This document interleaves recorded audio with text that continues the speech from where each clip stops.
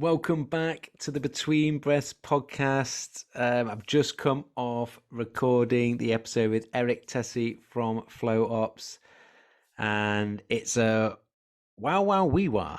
No, it's I've got a lot of respect for Eric. We started doing a bit of work together about a year ago.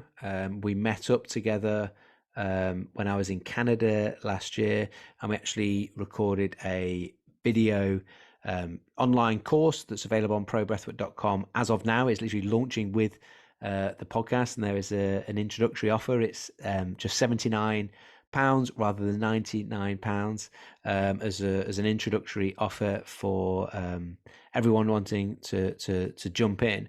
And Eric has an expertise and specialism in the nuances, particularly of like the airway, the neck, and the rib cage.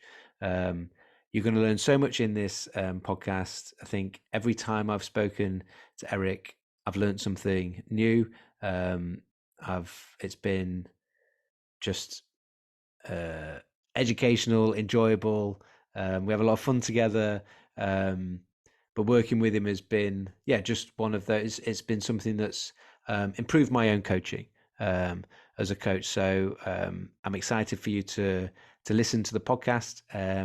And I'd be really excited for you to take a bit of a deep dive with both me and Eric together. We recorded this when we were in Canada last year, and that course, the Airway, Neck, and Ribcage Training, does exactly what it says on the tin. It's probably everything about breathing that you don't know yet, that you should know. So I'm delighted that Eric has teamed up with me at probreathwork.com with this course, and it is available as of now. It's literally launched today with this podcast episode. So I want to thank Eric for being part of that, and also thank you for heading over to probreathwork.com and checking it out. The links are in the show notes for that, and you can get that introductory offer as of today. Highly recommend checking it out.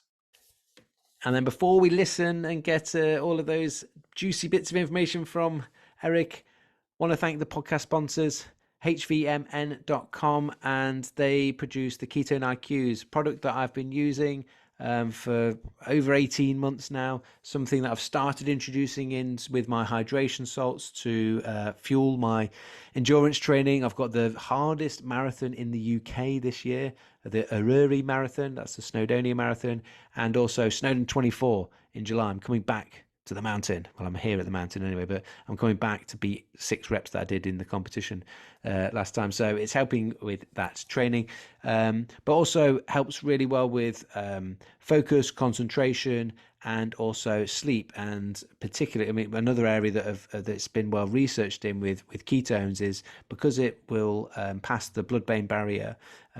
It is a great fuel source for the brain, which can help with focus and concentration, but also with brain health and brain recovery. So people like myself that have been through a series of concussions, it's been well studied in that sort of part of the rehabilitation process. So I know there are a lot of people involved in contact sports that listen to this podcast, and Ketone IQ might be something that you think about supplementing with to help with your brain health. So you get from the podcast sponsors, you get a 20% discount code with Jacko, and if you go to the link hvmn.com/Jacko, you get that 20% off your Ketone IQ. You get that automatically added to your cart. They come in the larger bottles, or what I've got here with me as I'm showing those looking on on YouTube, the little portable or transportable shots of the Ketone IQ variation. So check them out at hvmn.com/Jacko, and as ever, the link is in the show notes. So let's get stuck in to this podcast with Eric Tesi from FlowOps on the Between Breaths podcast. We enter this world taking our first breath, and sadly, we leave this place taking our last. And what I want to do with this podcast is to explore what happens between those breaths. I'm David Jackson, Jacko, and this is the Between Breaths podcast.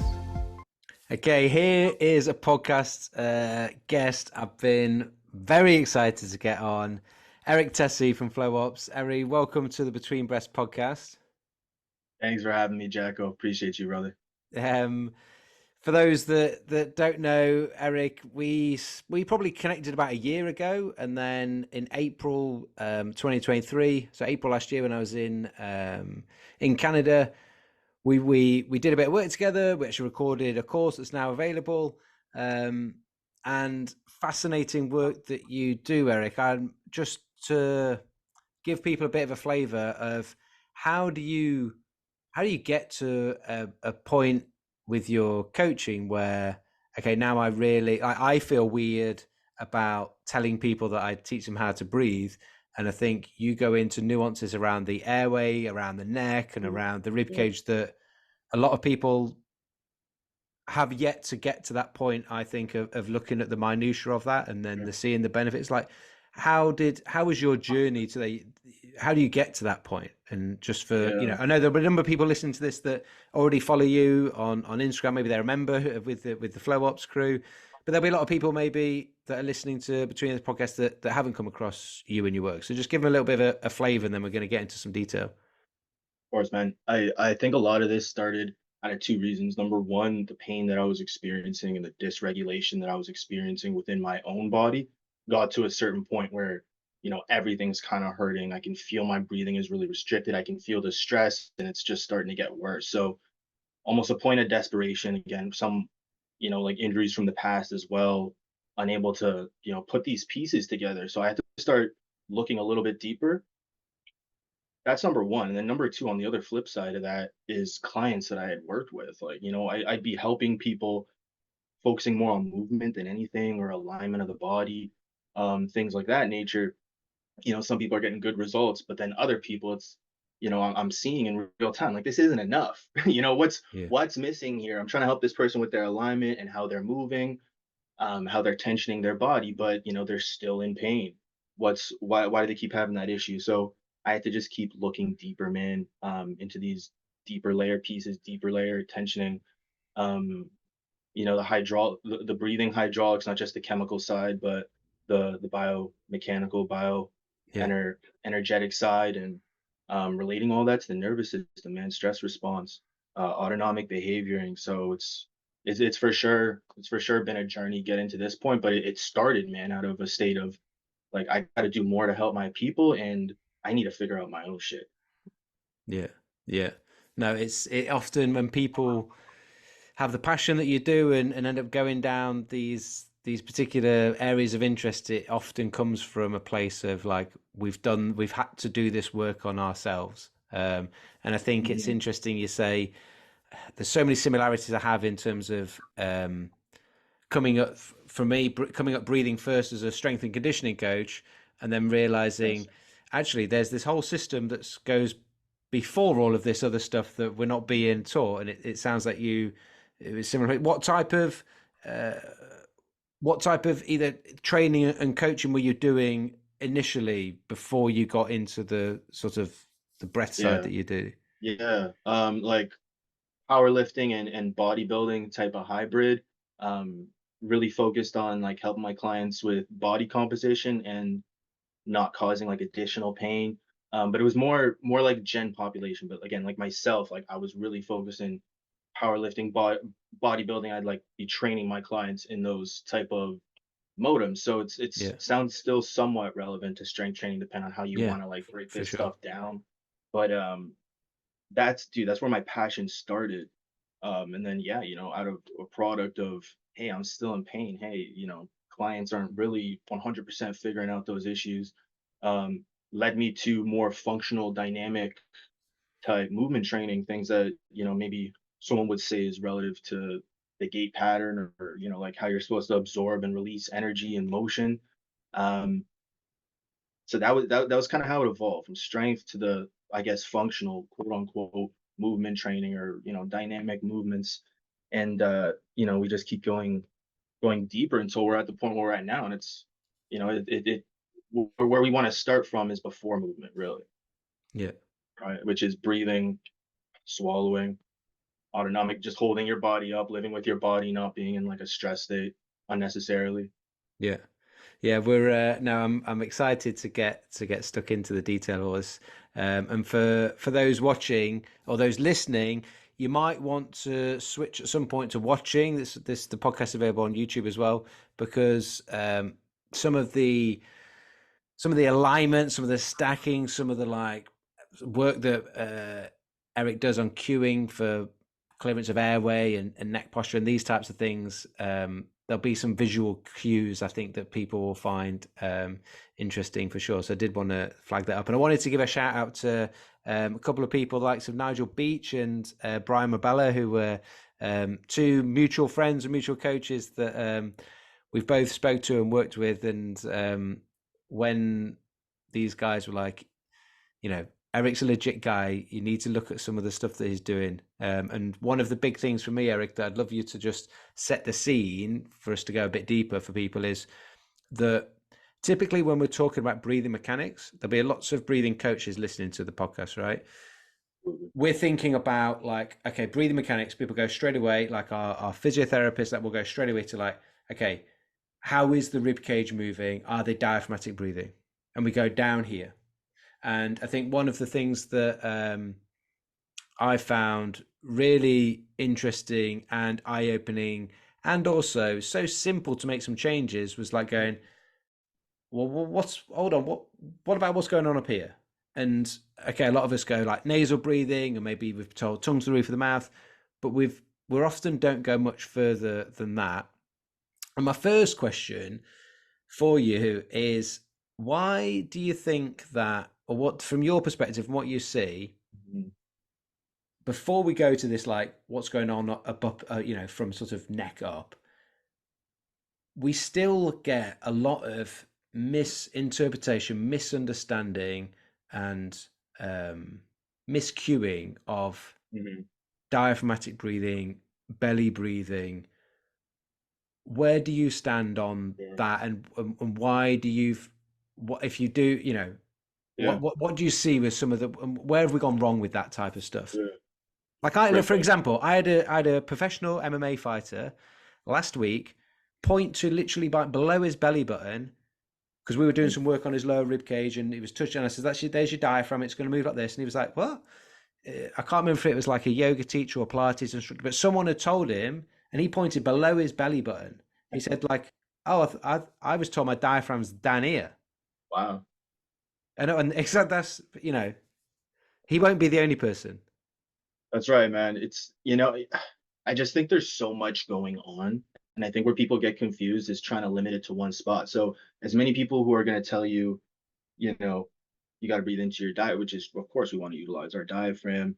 As many people are going to tell you to do that, there's going to be other people who are going to say, whoa, man, like, don't expand your chest. Then, there's people who are going to be afraid of Yeah, expansion through their rib cage or their upper chest because they think that it's going to be like a reverse breathing, or they're afraid of their collarbones lifting up or their yeah, shoulder bones lifting up.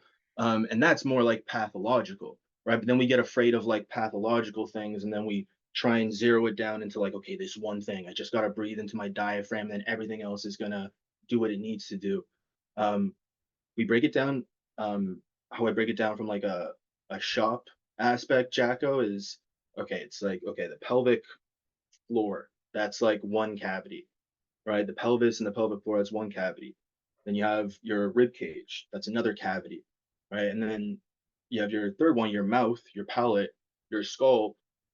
So there's three cavities within your midline. And think of your midline as your spine, your neck, and your head. That is your body. That's where all the organs are, right? And you just got limbs coming out of it, yeah, right? yeah, Basically, everything is supposed to expand within your midline from like the bottom, right to your gooch, your perineum, like the bottom of your spine, all the way to the top of your skull. There's, you know, pressure dynamics happening, expansion happening within those cavities, those three different cavities, and everywhere else in between.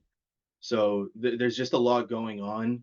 And I think when we try and like limit it to just like, okay, here's just this one cue, and then now you breathe perfect, or here's this one place I want you to direct air, and then everything else is going to work itself out. I think there's just a little bit, there's a little bit more to it, bro, on top of, you know, the sweet spots of how we're aligning the bones and how we're tensioning the tissues are going to implicate the access for the air to even travel into these different pockets that we're talking about. Yeah. Yeah. I think one of the things I love about the work that we've done together is that we are looking at the human body, looking at it, the whole kinetic chain, looking at the functional anatomy of the entire system, respecting the complexity of it. But what I feel that we do very well, and we've done this together in that course as well, but with our own work, is as respecting the complexity of that and not being like it's going to be just this one thing, but at the same time, the way we can get people to just get something a little bit better, either stacked or in line or connected, and how very simple and easy it is to make improvements and changes with people in just a few minutes or just a few breaths, or certainly within one session. And I think that's just one thing. That's just something I wanted to highlight to people, because we are probably going to talk in some detail about these different aspects of how the body is interacting with breathing. But at the same time, stick with us within this podcast, because we'll get into then, like, well, what does that actually then mean that you're going to do when you're doing an exercise or a particular breathing cue that you give, and you try those things, and it's like, oh yeah, that feels easier, that feels better.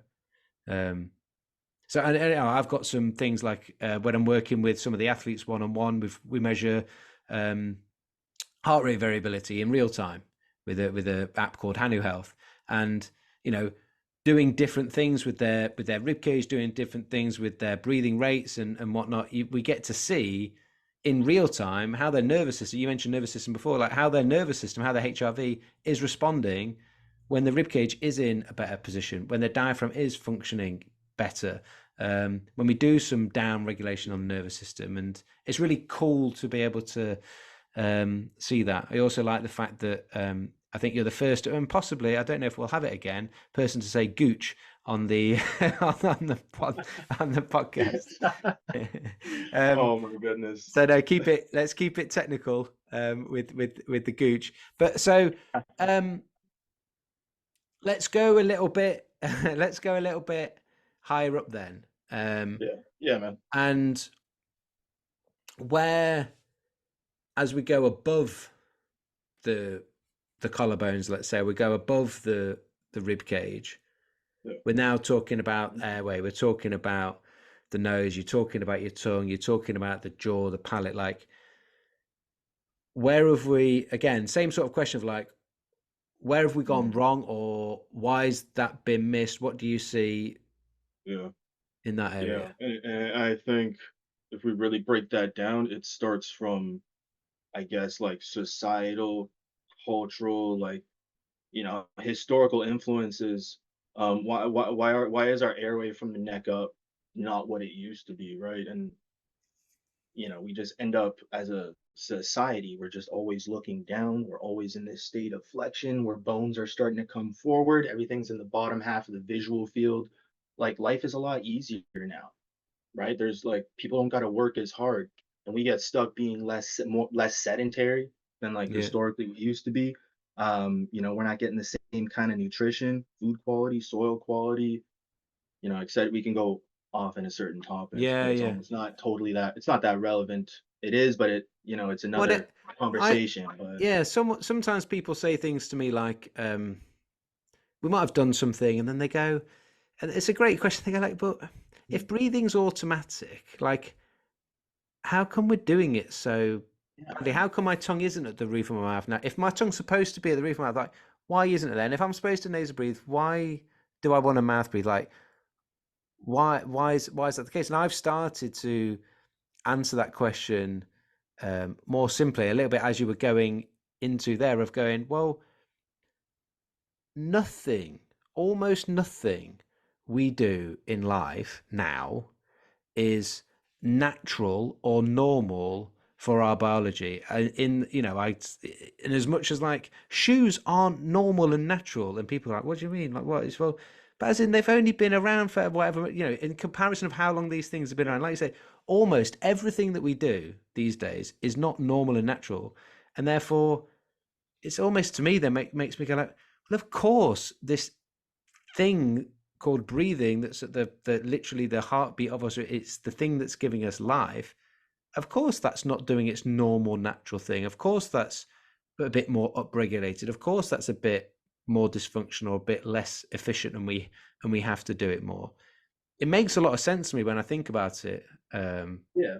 Think Yeah, about we have to have a way to explain it. I mean, obviously what's going on isn't normal, but I mean, I've always thought that we can explain like pathologies that are happening within us. And I think that's what starts it. You could say that like inattention to how we're supposed to breathe or how we're supposed to regulate our nervous system or inattention to deeper layer tissue tensioning and bone alignment that implicates the airway. Like, yeah, all that stuff affects it, but like what what really starts, the pathologies that we get, disturbed breathing, sleep apnea, like, you know, deformities with like our facial structure even too, because like we're not chewing hard enough, we're not getting enough nutrition, like the tongue suction's just it's not happening at all.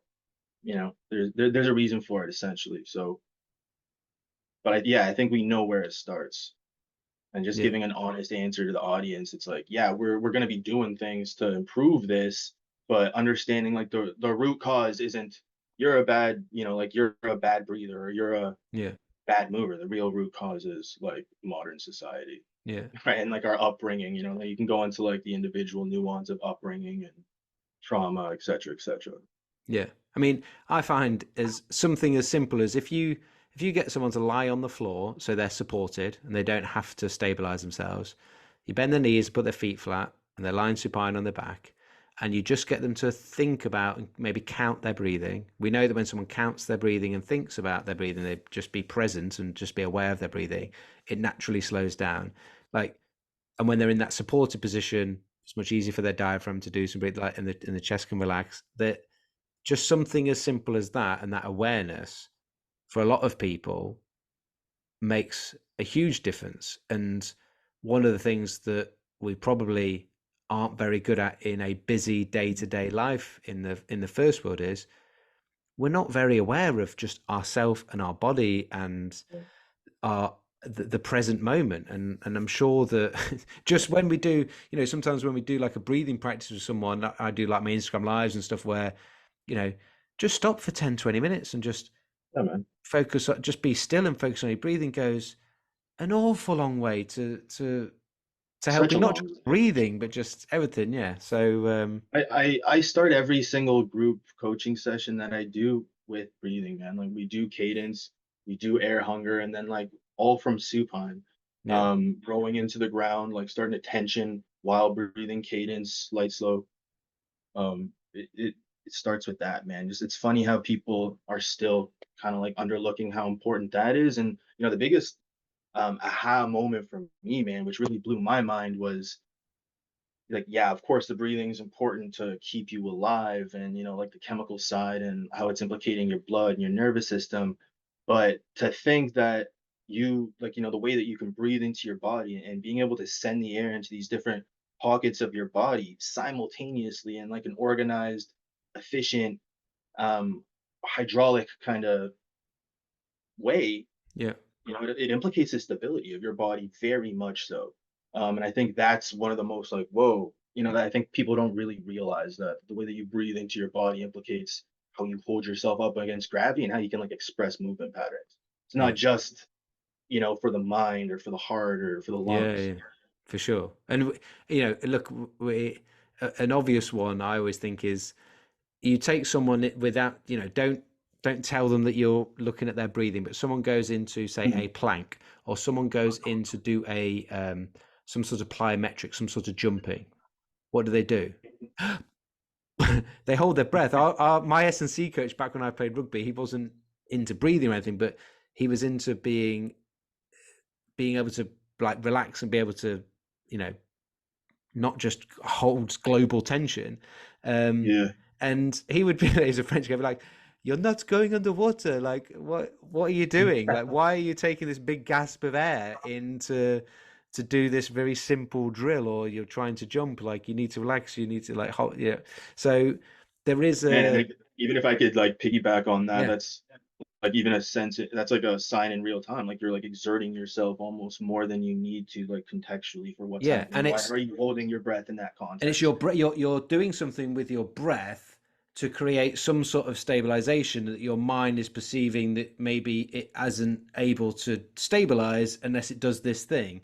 Like I Yeah. think that goes a long way to opening people's eyes in a movement strength world, that type of movement coach, strength coach area that I sit in, where we go, just questioning and just challenging that, like, do I Yep. need to hold my breath there? And sometimes there's going to be benefits to holding my breath whilst I perform a certain thing. Yes. But then I go, but how are you mechanically expanding when you then hold Yeah. that breath? That's going to play a role. So I mean, and that's the stuff that we're Yeah. gonna get into. Yeah, yeah. Yeah, Um, it's fascinating, man. It's really still fascinating for me. I've been doing this for a while. I know you've been doing this for longer than me, but like, dude, it still blows my mind how how the pieces all come together and how we can dive so deep into these contexts. Oh yeah, but but for me, I started with a message that's still printed on my speedos, on the back of my speedos, on my budgie smugglers. It says "keep it nasal." I started with like, you know, right. I'm Yeah. like, oh right, you have to nasal breathe. And I'm like nasal breathing at everything, no matter what. And there was times where I was, yeah, I didn't. I'm quite a gun ho type of guy, so it's like I'm running up a hill and I'm like dying, breathing awfully, but I'm not opening my mouth. Thinking, Mm.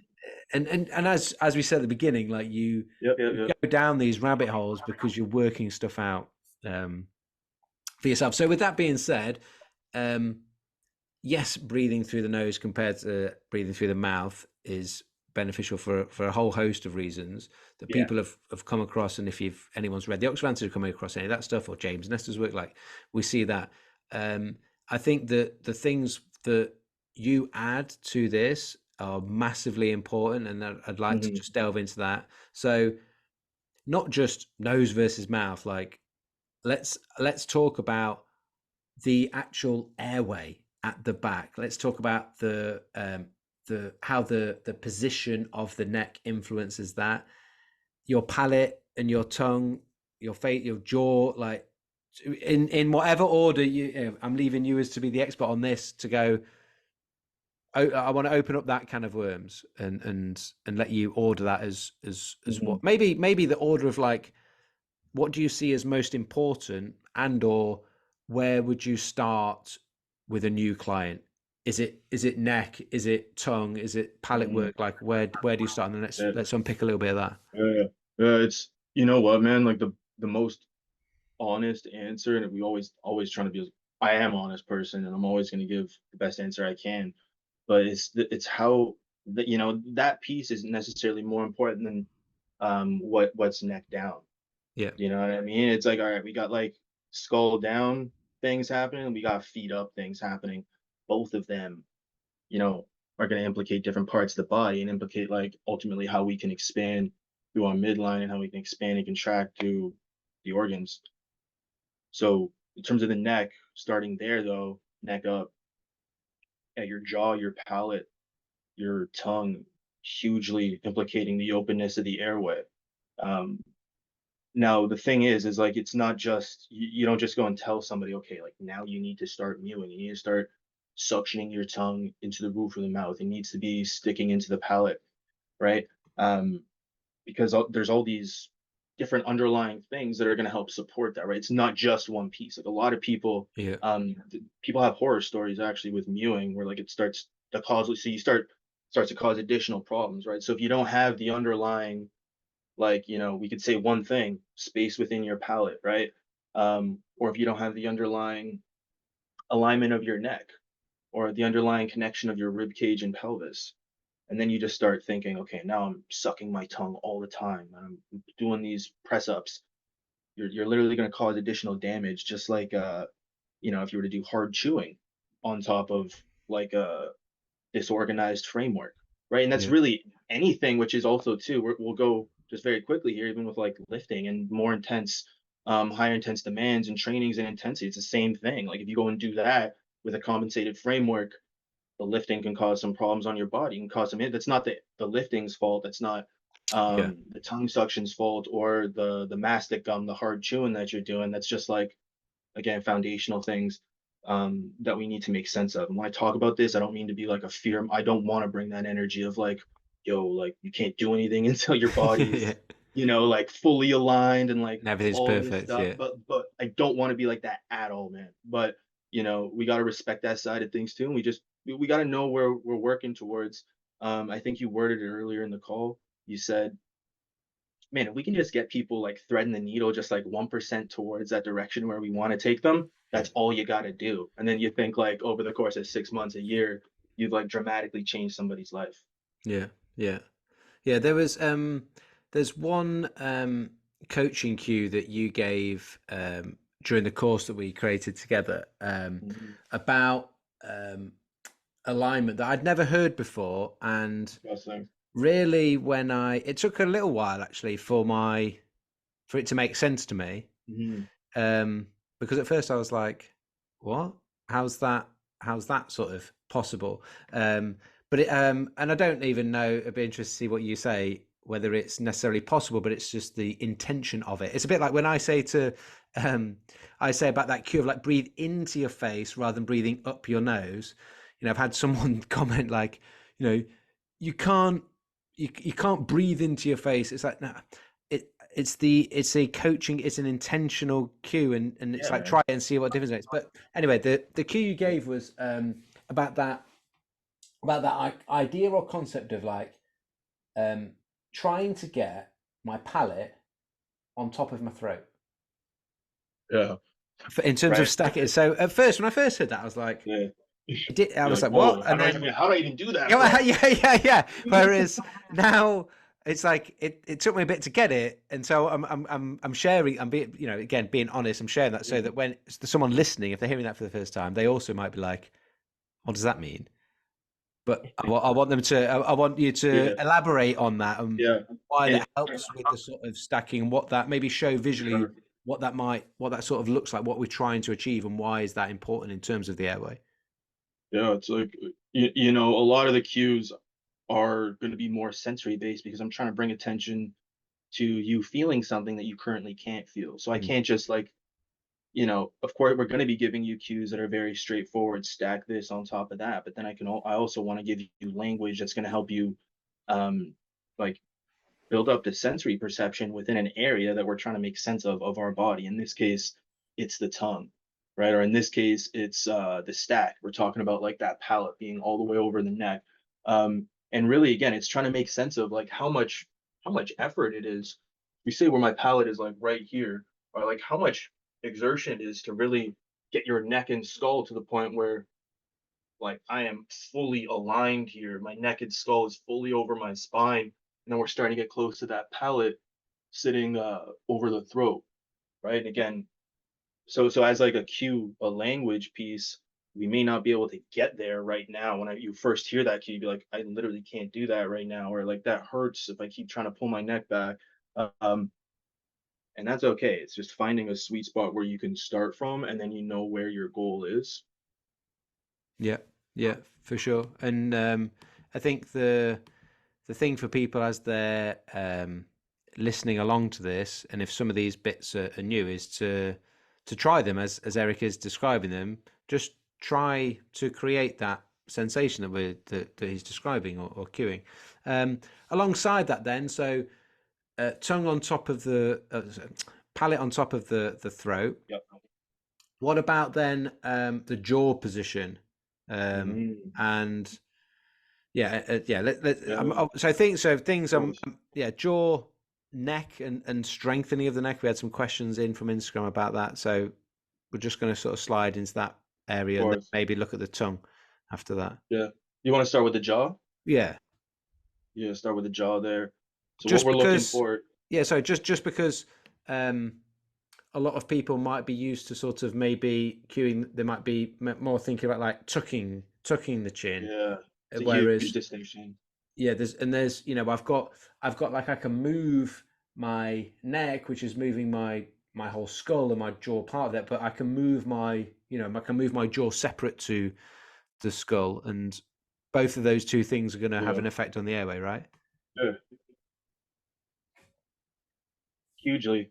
The way I like to describe it is your skull and your neck are moving back into our stack, and really because the stack is like our skull, neck, rib cage, pelvis. You could even say like knees and ankles, 90-degree angle. You're looking at somebody in a side view, right? So Yeah. that's really what we're trying to do when we hit that stack. Um, sorry, where, dude? I just got lost Yeah, off track that's all here.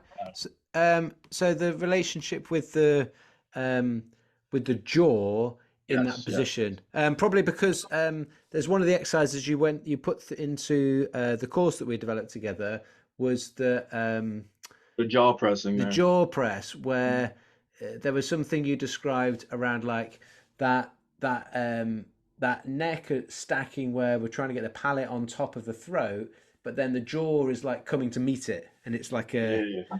that to me again was a aha moment when I was trying to do that Mm, exercise. That cue of like the jaw trying to meet the skull, for me made a lot of sense, but it didn't. The first it's again one of those ones where the first time I heard it, I was a bit like again, what does that? I'm not sure that I'm not sure yeah. that I get that, and it was one of those like the penny dropped for me. Interesting, it was when I was going back through the course on that one in particular. I was Oh yeah. watching the videos Yeah. back, and I was like, okay, I feel like I get it now. Um, Yeah. This describe that part for me one more time about how you're perceiving it. You're saying like the jaw it meets the was skull. How did you Yeah, describe it? when I'm getting the palate on top of the throat, and then if I'm when I'm Mm, doing that jaw press, maybe you can go through the jaw press and what that's mhm. about.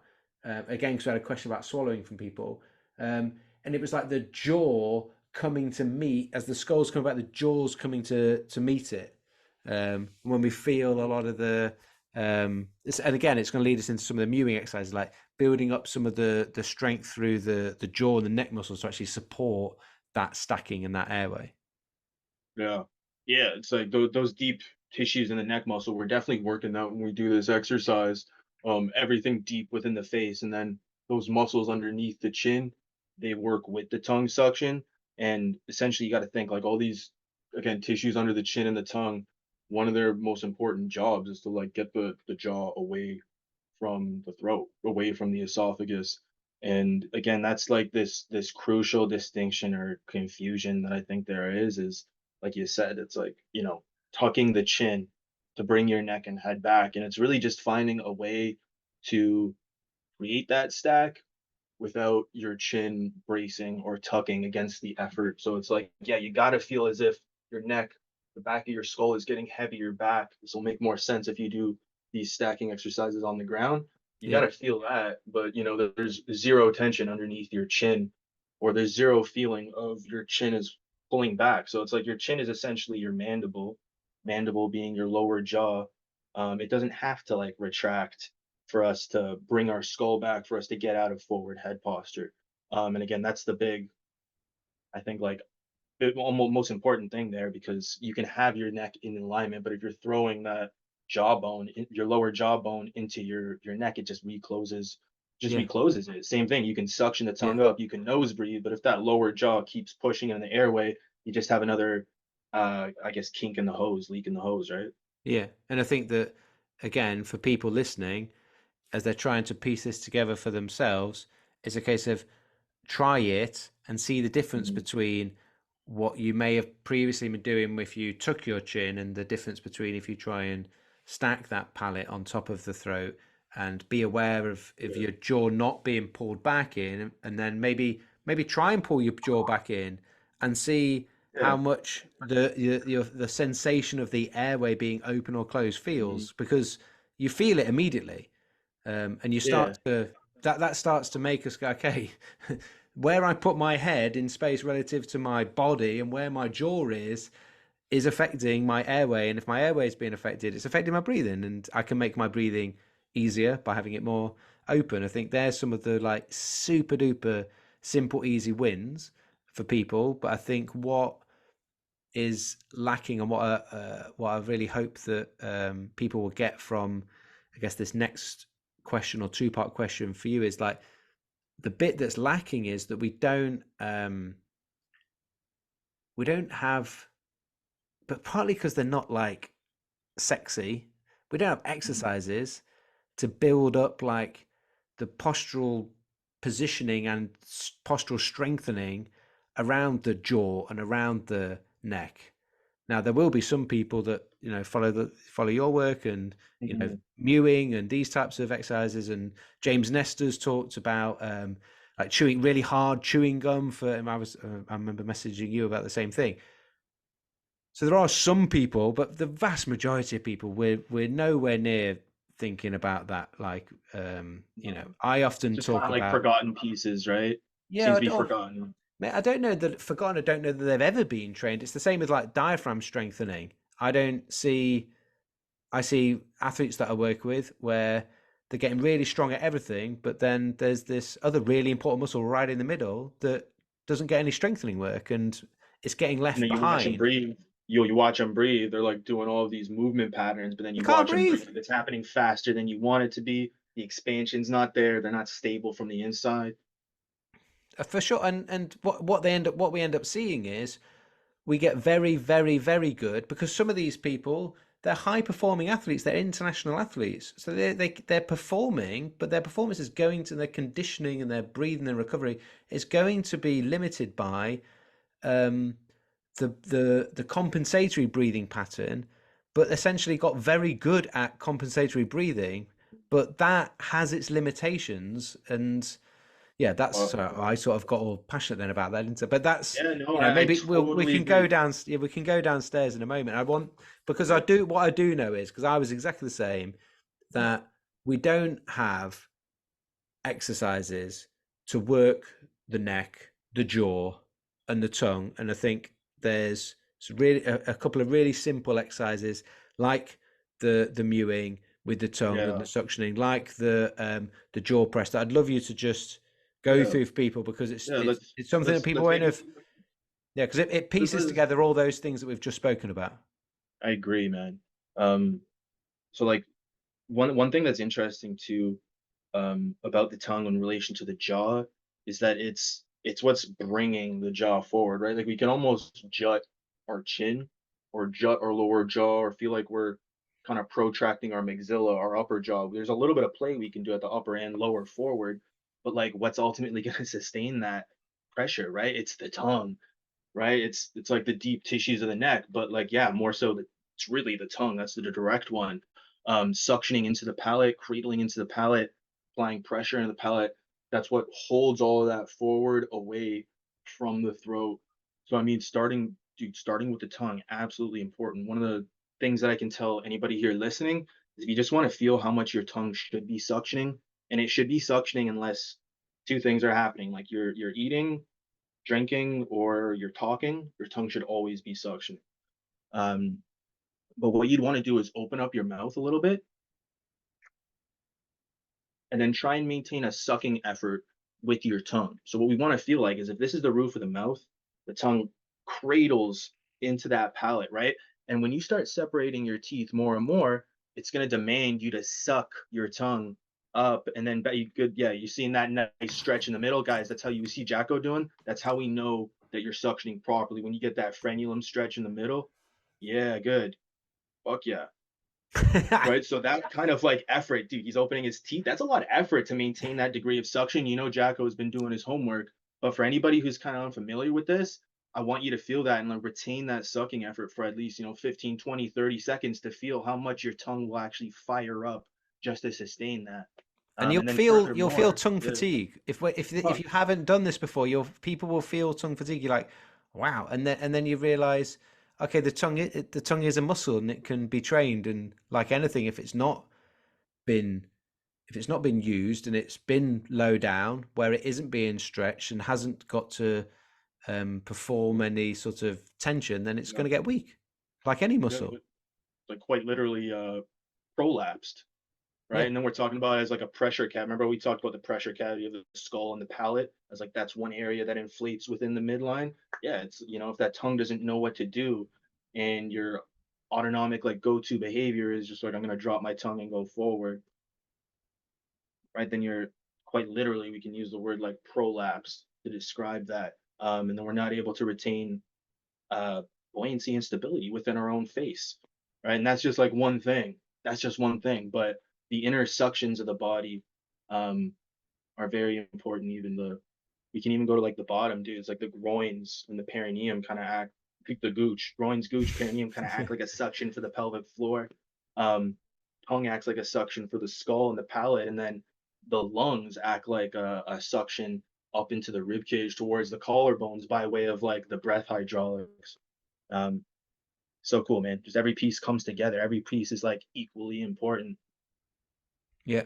Um, so tongue suctioning is one thing.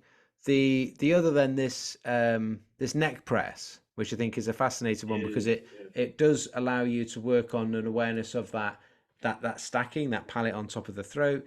You've got then the jaw position, then you've got like the strength to hold that position, and then even you bring in as a final progression on it in the course that we've got where you add in swallowing. yeah. So just go through Swallow the against that. go. Let's come to swallowing at the end of that Mhm. because then we had a question about swallowing as well, and I've got one myself. Yeah. Again, it's since a lot of the things that we're doing, it's so we're utilizing like our hand or like feedback on the skin or an object against a muscle or again the skin or trying to, we use different tools and concepts mainly for feedback. So when we do an exercise like this, and we try and fire up the digastric, the tissues of the gullet underneath the chin that work with the tongue suction, it's just so we can feel that, right? So we have something to almost brace against, right? And then we breathe into our face with upward pressure at our fist. It's almost like we're trying to bite down against the pressure up through our fist and through our elbow as we retain suction. And all that's going to activate all these deep tissues in the neck, especially if we're in this stack. Um, and it's getting us again stronger from this stack position. It's teaching us like when we do an exercise like this, like there might be all this pressure. It might feel uncomfortable. We might be getting into like a really upright position, but we don't have to necessarily breathe faster. Um, Yeah, and that, dude, whether it's a jaw press exercise or any exercise, that's kind of the ingredient that brings everything all together. It's man, like we're not responding to the stressors sympathetically, yeah. you know. So just for anyone that's listening and not actually, because some people will just, I know I mentioned like watching it on YouTube would be good, but some Yeah. people will, then you might be in your car listening or on the train or something listening to this. Um, that neck press or that jaw press was you had your fist. If you showed that, yeah, if you that fist being in underneath the chin, your tongue position, you're suctioning your tongue right, and then you're trying to stack like that palate on top of the um, on top of the throat. Um, if you maybe just in your own words, if you just describe that, if we've got a listener that is only purely just listening, Mhm. just in your own words, you describe that position. Yeah, yeah, it's like biggest, simplest way, sensory feedback for the tissues that work with the tongue suction while we're driving force with our arm, um, which is again going to create this situation where all these deep tissue muscles in the neck are going to have to fire. So it's strengthening the neck and then strengthening like accessory tongue suction muscle tissues, if that makes sense. Yeah, And then the final progression, which we talked about, was adding a swallow into that, and swallowing being and saliva production being something that's indicative of vagal tone. It's very important. So we want to make swallowing easier. It's directly related to like everything else we're trying to do.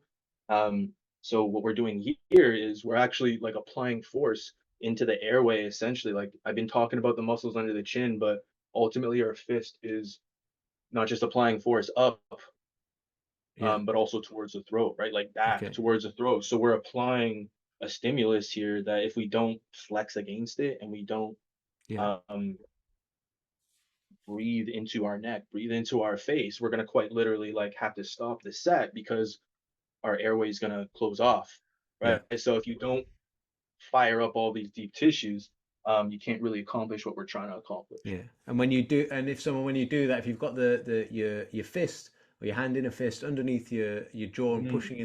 pushing up into your throat as well, and then you have your tongue suctioned up, and then you actually do a swallow, you feel that push forward against your fist. You feel it, and it's almost Mhm. like like you say, two things: that feedback of like, can you feel that happening, and there's also a activation or strengthening element to that of like, Yeah. have you got enough strength in your swallow, and that being an Yeah. indicator partly related to vagal tone, that um, to be able to make that happen against a little bit of resistance.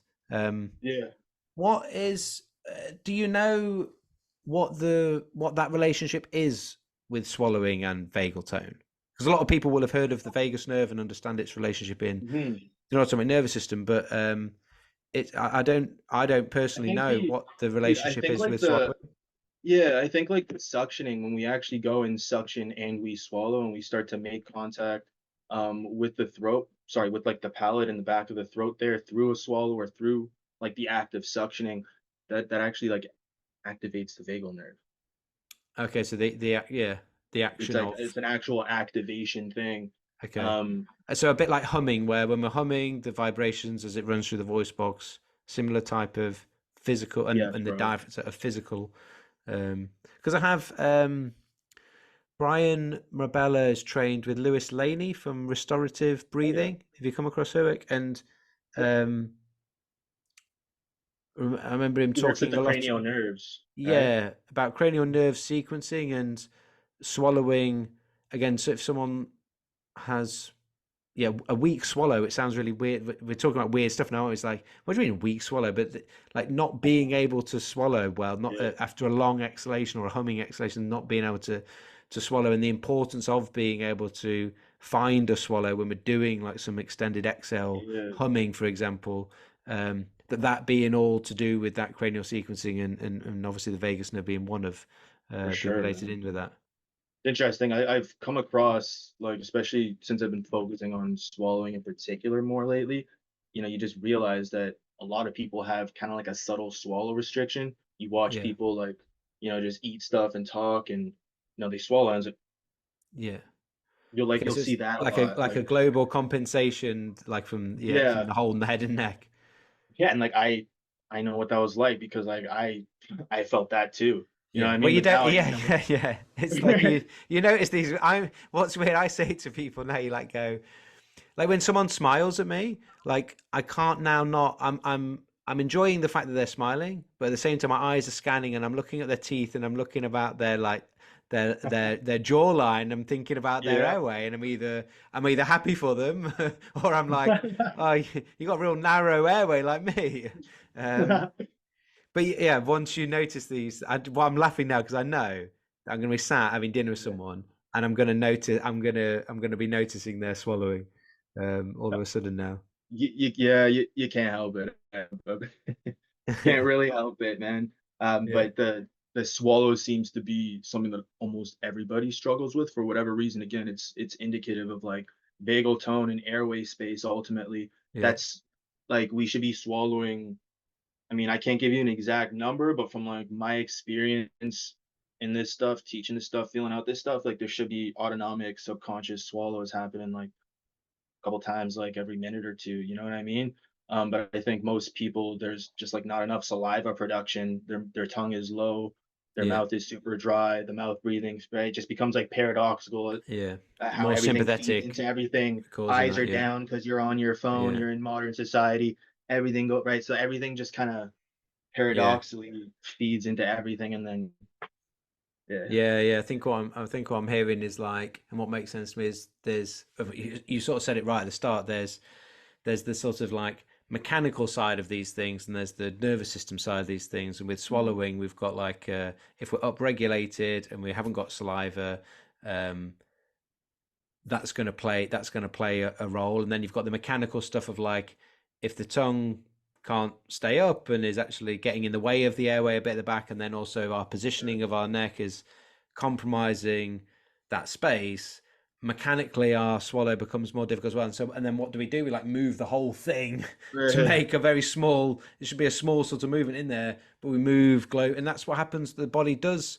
with all sorts of things, doesn't it? It's like if I can't do X, I have a way to, compensate for that movement. It's a bit more obvious in Yeah. bigger movements, like someone looks like a squat or a lunge. We see those compensations. We're talking about a small movement that's ultimately, I think, with things like breathing and swallowing, these types of stuff, it's stuff on the inside. So it's Yes. hard for people to be aware of because they can't see it Yeah, and straight they up. can't feel it as much. And then us as coaches, Harder we to cue. can't see, yeah, hard to cue, and it's you can't see it either. So it is an interesting relationship I think you have when you're coaching someone in breathing compared to say yeah a traditional strength training or whatever that it may be, because um, the feedback the athlete or the person is getting for themselves through the exercise and the feedback you're getting visually from them is very different to seeing someone doing a trying to go for a PB on a deadlift or a squat.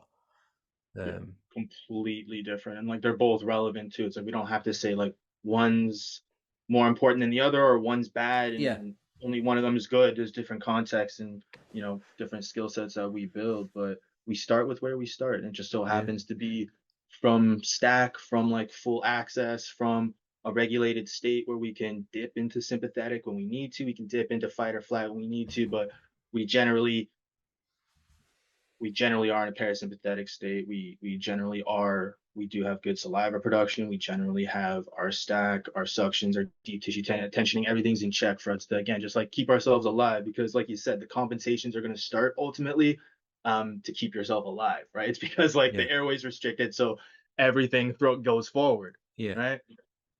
yeah, You could no, say for even the sure. same thing in like structurally too, man. Even if we're looking at like let's say someone's knee in a squat, like okay, let's say someone's gone into like pronation and valgus on like a heavy squat and like one of Yeah, their legs or something, right? And like okay, we want to say maybe that knee is getting a little bit of stress, but like well like shit, what's going on through like the pelvis and the ribs? Like is there like what's going on through the groins? yeah, Are they able to like even tension through their midline? Or if we go and yeah, like work on that stuff and like how the breath relates to the position and the tensioning, you might not even have to like tell that person to like cue them to get their knee out, right? You yeah, like yeah, organize that, and then that knee will get into like a more safer yeah, position just off that, because like the underlying stuff that's gonna control how like that femur articulates is in yeah, check, right? So it always comes back to the breath, always, always, yeah, always. yeah. I said something to my um, mentor group, or the group of coaches that I work with that have done the Oxfam certification with me, where it's similar to the type of thing you said earlier around like if we think about our body, like it's Mhm. basically a rib cage with stuff hanging off it. It's like that's and so Bro, we're a I- sperm cell. We're a yeah, sperm cell that grew limbs. and like we've got this we've got this rib cage with this stuff on the inside that needs to happen for us to stay alive, and I guess that's where I wanted to go next anyway, is to go. I was going to say go downstairs. We've been talking about stuff going on up here, like above the rib cage or above the collarbones. Let's go down into that and being able to create pressure and be able to create stability by breathing with those correct mechanics. You talk a lot about hydraulics is a nice word that you use to describe Yes. what we're trying to do there, and what you were going into then was talking about how when we've got that midline stability through not having to sort of globally compensate, as I often talk about, I talk about that like hold your breath and just brace everything, Yeah. because you actually lack that deep core stabilizing subsystem, which Sure. the diaphragm is part of, that force transfer or stability in the extremities, like that knee valgus in that situation. You talk about that when that knee's coming in, want it to stay Hmm. over the toes, whatever. That that is a that's like the foundations of a house, right? And it's in the Yeah. center of us. Just give Yeah. us a little 101 of how does Eric see where the rib cage is supposed to be, the importance and Mhm. interplay of the rib cage, the diaphragm, and how that Yeah. creates that stability and why that's Okay. important. Okay.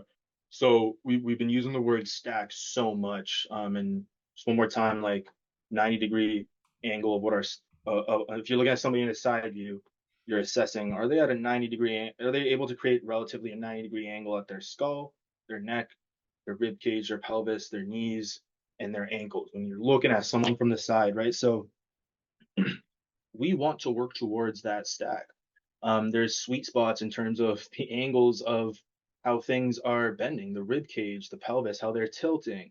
Um, Now, the thing to understand is we want to get to a certain spot largely because of the pathological situation that we're in, which is everybody's stuck like this, Yeah, right? Everybody's stuck like this, and we're all kind of trying to like get back our like height and length and like ability to get into an upright position. yeah. Now, I'm sorry. um, When just for listeners, when when you were saying 90-degree, you're talking about relative to the floor, i.e., stacked like vertically upright. yes, I bro. just think Yeah, for some people they'll think 90, they'll think right angle. But yeah. you No, talk no, about good a point. vertical. You're talking about a 90-degree stacking vertically up, comparable to the floor. So your body would make a 90-degree angle with the floor. The whole thing is Yes, stacked my up man. like straight 180. Yeah, Thank you. Thank you for just explaining that a little bit more for me there. So getting to that vertical 90-degree angle, and I guess what ends up happening for most people because we're stuck like this, right? In this like more state of flexion or overly flexed, right? When our body asks us like, okay, like, all right, Eric, you're in a shitty posture, like go fix it, or like I gotta go run, or I gotta go do something where I need to be more upright. A lot of people will want to start doing that, right? And as yeah, soon as they do that, the rib cage itself starts going forward, right? It starts flaring like this, yeah, right? And then we're overly arching our back. So what it really comes down to in terms of like the spine, the middle of the body is we don't want to exaggerate extension where we're like over my lower back's curving like crazy right now, right? yeah, yeah, And we don't want to be in here either, right? yeah, There's really like and but then the interesting is like the human body can still go into like relatively more flexed, more extended. Like we have all these different options, yeah, but home base, right? We yeah, visualize home base as we're ultimately trying to get into a state of extension where we'd be if we were upright and we were walking, just standing upright. Um, and again, there's these sweet spots of how our rib cage is supposed to orient. We don't want it to be this way, that way. Same thing with the pelvis, the neck, the skull. We're trying to get into these sweet spots of alignment where we have that access and stability internally for the hydraulics to respiratory hydraulics to be able to like tension some of these deep tissues, and then to also be able to have this play through like the organs, the lungs, the diaphragm, the kidneys to, be able to like pressurize up and down through the inhale and exhale while expanding, right? So expanding and contracting. yeah, So against it kind of you work from that vertical stack. We know that like the human body has options to move in all these different positions. We really just don't want to be able to like exaggerate these like flexive positions, exaggerate these like extended positions to the point where like we like we lose what we're trying to do, right? Can't physically make the hydraulics happen, which would be indicative of like we're like overly stretching something, we're compensating within one spot, right? Or does that make a sense? yeah, yeah, yeah. And oh, like where I wanted to sort of go to is you've talked about the stacking and the alignment, the importance of that, Yeah. because that ultimately is going to put the rib cage and the diaphragm that sits within the rib cage and attached to the rib cage and the spine, puts that in a position for it to optimally move and create Yes. the optimal um, stabilization through the pressure that it's going to do. If my rib cage is offline out of that stack, there's going Yeah. to be some sort of compensation about it. And because the diaphragm is attached to the rib cage, if my rib cage Mhm. gets projected forward, my diaphragm is going to Yeah. go with it. So when we've got things, so like it makes a lot of sense as to why you're big on starting point being that alignment and that stacking, because that's going to Yes, bro. facilitate then the movement. What then what then are some of the key things you're looking for in terms of movement and things people can feel on themselves or be aware of in terms of how the rib cage is expanding and what they should be feeling around the diaphragm Mhm. that probably is going to I'm assuming is going to go beyond just feeling the belly expand. Of course. Right. And I think you're big on this cue. We'll start with maybe this one, but the lower rib expansion. You're big on that one, Yeah, right? yeah, I think that's a huge one if we're talking about the diaphragm. But there's also like front side rib cage expansion and back side rib cage expansion. So yeah, I guess if we're biasing like a stack that's going to be more this way, or a position that's like a little bit more flexive, we yeah, actually might bias a little bit more backside rib cage expansion when we like breathe into our lungs there, right? Yeah. If I'm if I'm like a little bit more this way, or I'm gonna maybe feel I might have a little bit more feedback to get like front side lung and rib cage expansion. I guess what it comes down to is again like finding that sweet spot of the stack and these angles of the ribs and the pelvis, the tensioning and suctioning relative to that, so that like you get 360, you get like, oh shit, like my it's not just the lower ribs are laterally expanding, like the upper ribs are too. Um, all the way up here at the top, Yeah. like my first ribs are expanding. I'm feeling like depth and space between my traps when I'm breathing in, like so it's not just the bottom of the ribs, but the top, the middle, all directions. We want to be able to make all these things happen. Again, a lot of it I think has to do with like bringing awareness to the tensioning like relative to that, to the Yeah. expansion within that area and the bone position that Yeah. matches like with that tensioning, if that makes sense. And Yeah. Yeah. another thing too, guys, I just not to get like confused, but when we're talking about this stack again, it's like some people might be thinking, okay, Eric, so you're saying like we always have to stand like, you always have to be like that, you know what I mean? At the end of the day, there's like our we do this, we do that, right? Like, there's different positions that we get Yeah. into, but Yeah. there's still right, there's still a connection, whether you're like hinging forward or you're leaning back, right? Or if you have to like Yeah. bias maybe a little more extension or more flexion, again, we're still working from like a connected midline, Yeah. right? Like I still have like buoyancy within like Oh, my throat and my face because of the tongue suction and the deep tissue tensioning. I still have like diaphragm and kidney pressure as I'm inhaling and exhaling. My lungs are able to like expand my diaphragm, my lower, right, the pelvic floor, rib cage, pelvis is connected, whether I'm here, right? And as long as I don't like really like I can't expect to be like yeah. super balanced if Yeah. I'm like Yeah. still Yeah. like, really exaggerating some shit like this, right? Just like I can't expect to be super balanced if like my lower back is just curving like crazy, ultimately compression, right? Like diaphragm's just gonna get stuck there. It's not gonna be able to pressurize or expand For sure. either. Yeah. Um, Mate, honestly, for something that's made a huge difference for me since trying to work on my breathing, and then since trying to understand breathing mechanics, and then getting a better understanding, gradually a better understanding. I'm sure in another few years' time I'll have a better understanding again. yeah, yeah, But man. some of the work that we did last year together helped me. One of the biggest things that helped me with my sort of movement training is having a better, it's that word again, awareness, having a better awareness of my rib cage positioning, and understanding how when I try and do something with my body, whether it's a hinge or whether it's a lunge or whatever the thing is, whether it's a pull up or whatever the thing is, Yeah, yeah, am I compensating, and where is my rib cage? And my rib cage position is part of one of the sort of our go-to compensations. So having a better awareness of where my yeah, rib cage position is and the alignment and stacking of it, or however you want to call it, but having an awareness of my rib cage and what I do with it when I'm trying to get into a particular position or do a certain thing or exert myself in a certain way has massively improved my awareness of compensation patterns. Like a classic one we have for people that so like a um really simple one is like lying on the floor, and someone can be, and it doesn't necessarily even matter if your legs are straight or your knees are bent, but essentially you're lying on the floor and you're aware of your rib cage position on the floor. And then you ask them to put their hands up in the air and then take your hands back overhead to see what that lat length is like. And when lat is yeah, tight, what do we see?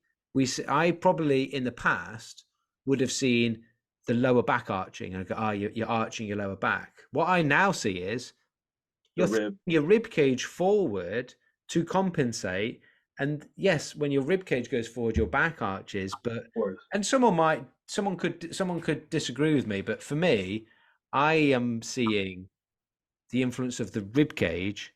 And when you because this is I guess this is what makes me um, trust what I'm saying and seeing is that Yeah. in one session, I had a swimmer, right, Mhm. who like an international swimmer, so high performing swimmer, like classically tight through lats because of the sport that they do to get and in the session we went and did some breathing and we did some work on her alignment of a rib cage and the movement of a rib cage. And when we then, just almost out of interest for me, it was like, let's just retest what that lat length looks like. Oh, all of a sudden you're now not compensating through throwing that rib cage forward as more. Mm. We didn't do anything about trying to try and help the lumbar spine or anything. We just worked on breathing, Yeah, and and man, and is and the that lat made the even like, difference. Yeah, yeah, and then it makes you think like, is the lat like chronically like tight for like structure, like for like because of like the way yeah, this yeah, person moves, or is it chronically tight because of like how the rib is oriented, which is pulling at the tissue, exactly. or like where the rib is oriented, which affects how the shoulder blade and the shoulder joint sits, and then of course that lat is going to be like, it's going to experience some kind of stress or trauma because of that. Yeah, yeah, yeah. No, for sure. Um, But that's powerful, man. Yeah, no, exactly, and I think it sort of, it definitely, for me, it sort of it proves that point or proves that fact. Just then, that probably the last bit then before I want to wrap things up by asking you, I'm gonna ask you about the diaphragm, but I'll preempt because my last question is going to be, where do you see? So I'm giving you a bit of time to think about it. Where do you Mhm. see the breathing space and breath training? Where do you, particularly in sports, like where do you see that Mm. going in the next 5 to years? 'Cause I think it's a fascinating area it's starting to It get big. But is. let's just we're talking there a lot about Yeah, the alignment rib cage, the expansion of the for rib sure. cage. What about then the diaphragm? And I said it's probably going to be more than just feeling the belly expand. Talk to me about talk to me about the diaphragm, and probably its interplay with the pelvic floor. I Yeah. don't personally do. I haven't had a lot of education in the pelvic floor. We've, um, what I've seen from a couple of people that I respect as good coaches talk about, if you really get the diaphragm doing its thing, the pelvic floor will come. For a lot of the time, the pelvic floor will Yeah, behave itself. There definitely. are other people that specialize in some pelvic floor work. So I've sort of just lent into that. I mean, it's an area that I probably need to do some more education in myself. But yeah, diaphragm and more than belly breathing. What's Yeah. that look like? Yeah. Yeah. I think just to piggyback off what we were saying before with the lower ribs, that's like a big feeling of we're starting to fire up our diaphragm. I think like sensory wise, that's it's always a good one. It's going to be more like 360 though, right? Because to call it just like the belly, we're really just describing like front side expansion, right? But Yeah, as we've like said, it's a 360 thing. So we almost gotta like take that gotta like take belly breathing out of like our language almost. That's my opinion on it. Um, but the area of the belly it's gonna expand. It just happens in a 360-degree fashion. So it's like feeling your kidneys almost on the backside expanding backwards, feeling yeah, like obliques and lower ribs expanding like outwards, and then yeah, like your gut's gonna expand forward a little too. The problem is where your stomach is, but the problem is when it's like just the stomach and then everything else that I yeah, described isn't happening. yeah, yeah, And it's cool that you were talking about how like the pelvic floor kind of interplays with that, because I really like do think that it does. What How I would describe it is when we inhale, it's like our diaphragm and our kidneys at the kind of around where the lower ribs are, right? Diaphragm's on like front side lower ribs, kidneys are on the back side lower ribs. There's a little bit of like play down, and I'm exaggerating how much down there is, but when you yeah, inhale, they kind of like pressurize down, right? And then same with your guts, and then the pelvic floor balloon at the bottom of like the pelvic floor, all that like and that bro, and that's where that you want to take this conversation back. It's where that lady's not necessarily wrong that the pelvic floor actually is kind of like a diaphragm. It's not literally your diaphragm, but it's like another diaphragm, kind yeah, of like how we could say your tongue is another diaphragm too, within like a separate cavity. Um, but yeah, yeah, getting the pelvic floor to kind of balloon upwards against the guts and the diaphragm and kidney, and then it feels like a compressive kind of moment is happening as you're inhaling, like a compressive moment. The kind of organs meet in the balloon of the pelvic floor while the air is filling up and it feels like you're expanding in all directions. So that's what you're looking for. What's going to help stabilize that pelvis and the diaphragm, ultimately just going back to like rib cage and pelvis dynamics, deep tissue tensioning. And like I feel like I keep going on stuff here, man, that we can really dive into, but Yeah. even like the groins and the inner foot are very relative to the pelvis, man. Like in the pelvic stability to like maintain that sweet spot where like you can have that pelvic bowl, have that balloon within the pelvic bowl kind of expand and feel like, whoa, I'm like breathing 360 into like my pelvis right now. My butt feels like it's Right. expanding sideways, my ass backwards, like the perineum's getting full down. Yeah, yeah. So that's how I would look at it. The diaphragm, the pelvic floor is definitely relative because if you can't like create that space to get like a feeling of like stability through the pelvis, the diaphragm's almost not going to expand fully too. But then you could say that for everything, right? It's like if I Yeah. try and take extension, if I try and get to like an extensive state, but like where like I pull my neck back and stuff, and my head, but I'm just looking down the entire time. Well, like my chin's gonna be lower. My chin's gonna start like pulling into my throat a little bit, and then now I'm starting to work like flexion, and I'm not stretching out the tissue as much as I can to be able to breathe into that or connect the dots through the midline as much as you could. So like everything Yeah. always affects everything anyhow. Yeah. Yeah. No, for sure. Um, and I think that, yeah, that there's so many there's so many offshoots of Yeah. this. I We'll have to think do that, another call, man. yeah, yeah, yeah. We'll have to. I'm sure there'll be a lot of questions from the listeners off the back of this. I've got, and please do send any questions in, and we can set up another a part two for sure. Um, I just have one final question. I think we're both interested in the physical output of the body, whether that is in sports performance or whatever it is, but where do we see, where do you see the importance of breathing and breath training for sports, for athletes, and not Yeah, necessarily, man. it doesn't have to be just like in professional sport, but you know, there's a gazillion people out there, love training, running, going to the gym, or whatever it is that they do. Like I feel like we're really on the cusp of the next few years of like it's starting to be a real thing, and there'll be people like me and you going, So, yeah, we've been saying this for ages, and then it's the people will be like, yeah, whatever, like, yeah, I'm breathing, I don't know, like the strengthening of the diaphragm as an example of like not just being like of people actually like it being part and parcel of a strength yeah. training protocol. It's part of what And, it, we do and it's a crucial, potentially. and we want it to be like a crucial part of it. It's not just like a side thing. This is part of the bread and butter of like how we develop athletes moving Do forward. you I'd see love it to see happening? that. Like it's a Yeah, we live in a I niche do. at the moment, right? Like, and yeah, where do you see that, and maybe how? Yeah. I really do think that we'll get there. Like, dude, it's guys like you, Jacko, like other people from OA who really like made the push to make just like the chemical side, just training like the chemical side of Yeah. breathing and like, like the basics of what we're trying to do to our blood chemistry. Um, But I you still guys do tell that. you about a lot of people or coaches and things that just are still not there yet to really consider that as an important part of Yeah. training. It's I think it used to be a lot more woo woo or, yeah, viewed as like, why would I do that? I do feel like it's changed significantly, man, just like the space.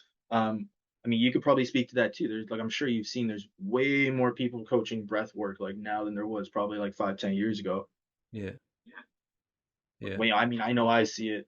Um, but I do see this happening, man, and I think it's gonna kind of happen due to like again the amalgamation and the connection of things. It's like once people really start taking in that like breathing isn't just something that affects how you feel or how you think or how you breathe. Like that's not enough for some people. What I think some people, which is for you yeah, and me, that's more than enough. Keeps us yeah, alive. yeah, yeah, yeah, yeah, Like yeah. crucial fucking piece. But I think when people realize how much this implicates the stability of your physical body, I Yeah, think that like as the information just keeps coming out there, like doing talks like this, bringing the information yeah, out there. when people really understand, man, like this affects how we move and how we physically Yeah. function. It's not just like, all right, you're gonna feel nice, Yeah. you're gonna be in a Well, meditative state. Like, yeah, some interesting. people don't understand. You're gonna be more of a unit if you learn how to breathe Yeah, better yeah. too. Yeah. There was one thing that um I think I'd posted something about I wonder it was almost like a wondering of like I do loads of breath holding in just my normal resistance training work. I don't do loads of like heavy like max strength stuff. I do lots of stuff within sort of 20, Like more 10 to like sub 20 maximal. rep range stuff. Yeah, I'm doing like endurance training in this thing. But I like my strength training, but it's just a little bit Well, more you're endurance. going off on the endurance training too. So like you're like indirectly like working your CO2 while you're doing that also. Yeah. And Yeah. like I have maintained a level of muscle mass that I felt a bit like because sometimes if I'm doing an ultra, I don't do that many of them a year, but like if I'm doing an ultra, there's a part of you, you might be like 16 hours in going, why the hell was I doing pull-ups before? Like I don't need like, right now I want a lighter upper body. And like but anyway, so Yeah. but I Yeah. for the amount of endurance stuff that I've done over the last 2 years, I was feeling like the muscle mass that I was maintaining was a bit. I was a bit like I was a bit surprised. Like I thought maybe I wouldn't hold that. I mean, and I wondered. Oh well, I do a lot of my breath holding as You thought part of you'd, this bro, like you're training. saying you thought you'd be small. You thought you'd maybe be like a little Yeah, bit smaller yeah. physically. And Huh. I looked at. I was like, Bro, oh well, I you look wonder. like you're super muscular, Jacko. You look awesome, man. But I was like, I'm doing breath holding with my resistance training. I was like, I wonder how much that plays into hypertrophy response. And then Mm. someone messaged me on Insta. They were like sent a paper, like a research paper. And so I had a quick like just to type in hypoxia or hypoxic training and hypertrophy. And it turns out there's absolutely a gazillion loads of research been done and very conclusive that Wow. if you do hypoxic work with resistance training, you increase the hypertrophy response. Um, the Wow. link that's missing is that the hypoxic training will be done with like hypoxic masks or manipulating the percentage of oxygen in the air people are breathing in a laboratory setting.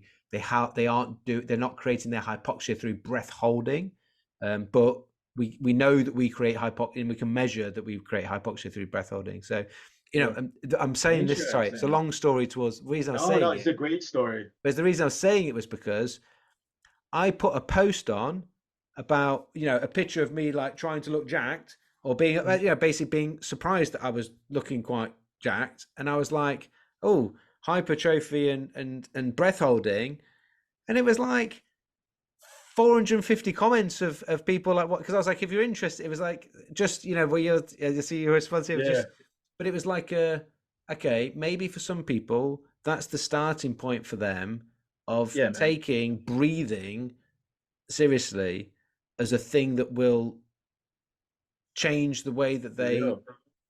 perform, but then where that may go and take with them. But it highlighted to me when you were saying like for some people feeling better, breathing better is not enough. They want to like do this better or be jacked or whatever, and it's like, well, Yeah, yeah. actually, it can do that as well Shit. potentially. Man, I didn't know that. I'd love to hear that. May I like you have to just have a search Google Yeah. Scholar, just go hypoxia and hypertrophy. It's like There's a load it's of pretty legit. studies, eh? Yeah, but Fuck not yeah.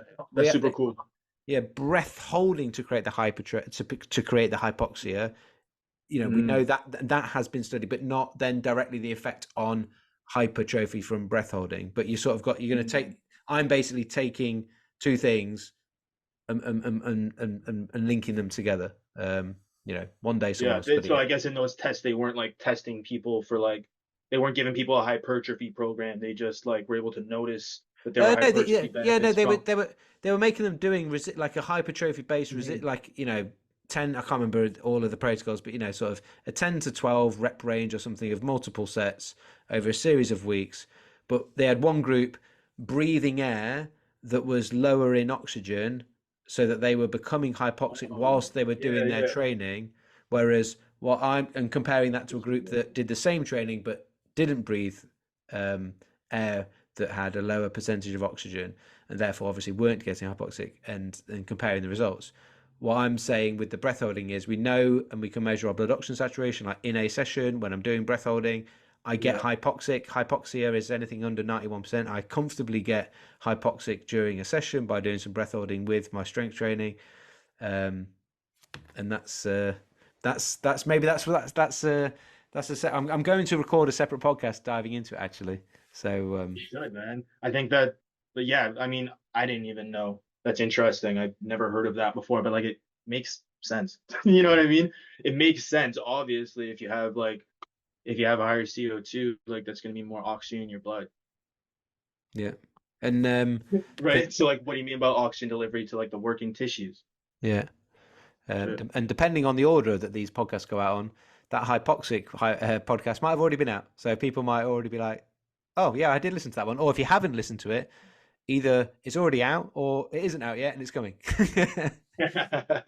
Um, Eric, absolutely always love talking with you, learning Hey, from man. you. Thank you so much for being on the podcast. How can people follow your work, get to work with you a little bit more? What are your socials? Yeah. Just give us those links. Hey, everybody, you can check me out at underscore FlowOps on Instagram. Follow me, send me a message. Let's get to talking and see what's going on with your situation. We also have our membership group where we get very deep work in group coaching, a platform full of all the education that you're going to need, the programming, all the deep dive stuff. But of course, getting the work in with us as a group, you'll be able to get a discount off that when you join through Pro Breathwork through Jacko. So that's Yep. something I want you guys to look out for when we do drop the course. But outside of that, I just wanted to say this to everybody listening here because I didn't want to forget it. But um, just going back to shop, guys, last point here, when we're talking about that tongue suction, it's really going to be that middle and back portion of the tongue that's going to get those paranasal cavities to open up. The tip of the tongue, a lot of people will talk about the tip and how we want it to be just behind the back of the front teeth. That's very important. That's like part of it. We want the whole tongue to be cradling nicely into the palate, but it's the middle and the back. Yeah, it's like the The tip of the the tongue's back, the tip of the tongue's the easy bit, right? right? That's it is by far the easiest part. I think that was like one of the first things you said to me. You're like, man, I've heard about that before, but it wasn't the middle and the back action that you were able to make sense of. So like Yeah. that's going to be the muscular effort part of it. And just remember that even like as we're talking about this right now, feel that out, create that sucking effort, breathe into that. It's like, man, that if I don't have enough of a suck through the backside, you don't get as clean as open of a breath in. So just wanted to make sure that was abundantly clear for everybody. Yeah.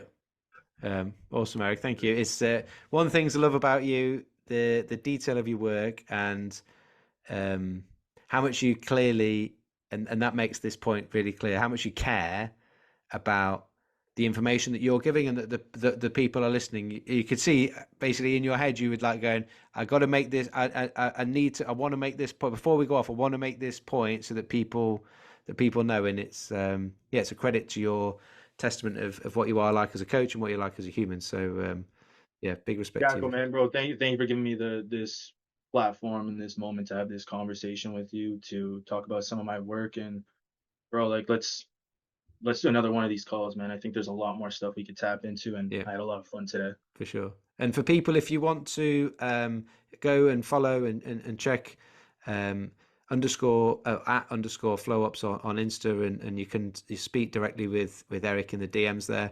But also, if you want to, we mentioned a couple of times we recorded a course together, and that is on probreathwork.com now. There is an introductory offer on it as well, and that is me and Eric going through together. And at the end of that course, if you want to go and take a deeper dive and join the FlowOps membership, Eric has kindly gave a 15% discount code within there. So that is within the course if you want to go and take a bit of a deeper deep dive. Links to Eric's socials, the new course with Eric and me on probreathwork.com will all be in the show notes.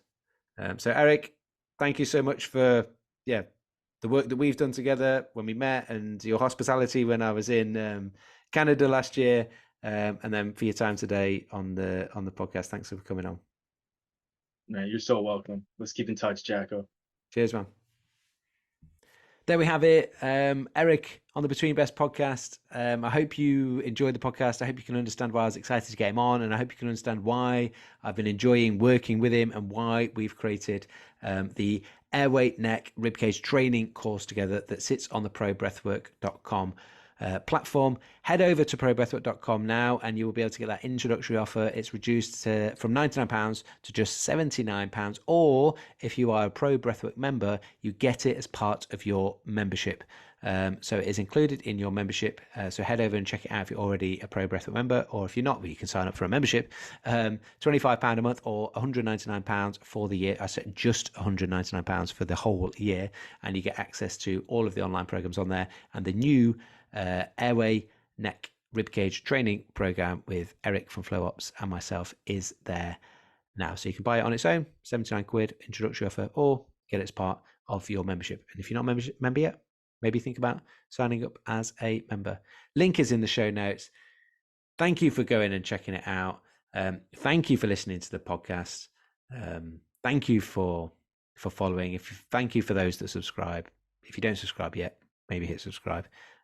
And I look forward to seeing you and hearing from you. I'd love to hear from you of what you've thought of this podcast with Eric. There must be something that you learned within this, and I'm sure there's going to be a lot more if you decide to go and check out the course that you're going to learn as well. So do let us know. Do check out the course, and I look forward to seeing you on the next episode, which hopefully will be next week if I can stick with my weekly podcasting on Fridays. Until next time, keep it nasal.